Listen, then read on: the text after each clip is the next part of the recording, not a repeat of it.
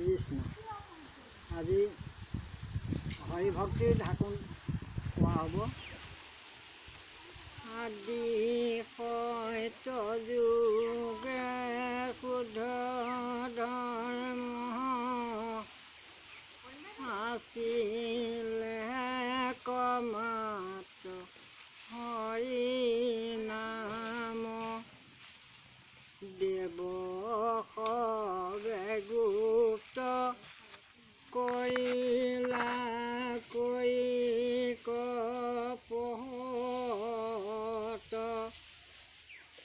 এই আদি সত্য যুগৰ শুদ্ধ হৰিনাম ধৰ্মৰ ওপৰত দেৱতাসকলে ঢাকোন দিবলৈ চেষ্টা চলালে আৰু সেই কাম নিজে কৰিব নোৱাৰে। এই কথা দেৱতাসকলে জানে। সেই ভগৱন্তক চকি চকি আৰাধনা কৰিলে এই বুলি পৰশোক আমাৰ ভিক্ষা মনুষ্য লোকত দিও কবিকা প্ৰভু ভলো ভকত।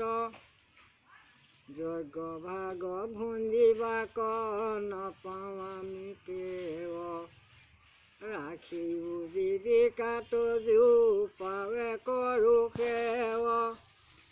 দেৱাদিদেৱ মহাদেৱ শিৱই এই কথা প্ৰিয় যায় দুৰ্গাৰ আগত কৈছে এই বুলি শুনিও পাৰ্বতী মই পুজিলো হৰিক মনেহে নহয় বেসাধু কৃষ্ণটো অধিক।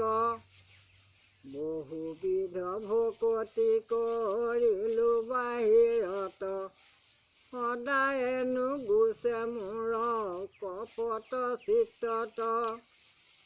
কহিলো পাৰ্বতী হৃদয়ৰ কথা ভাঙি নুগুচিল অহংকাৰ মাধৱক লাগি। যদ্যপি কৰিলো মই কপট ভকতি তথাপিতো তুষ্ট ভৈলা ত্ৰিজগতপতি। কিনো দয়াময় হৰি ভকত বৎসল কপট সেৱাতে মোক কৰিলা কুশল।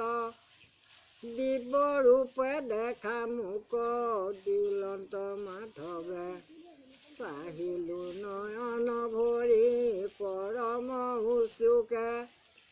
দণ্ডৱতে প্ৰণামিলো কৃষ্ণৰ চৰণ পাছে নাৰায়ণে মোক বুলিলা বচন। এই নাৰায়ণনো পাছত কি ক'লে এই বিষয়ে পাছৰ ভিডিঅ'ত কোৱা হ'ব। কৃষ্ণ।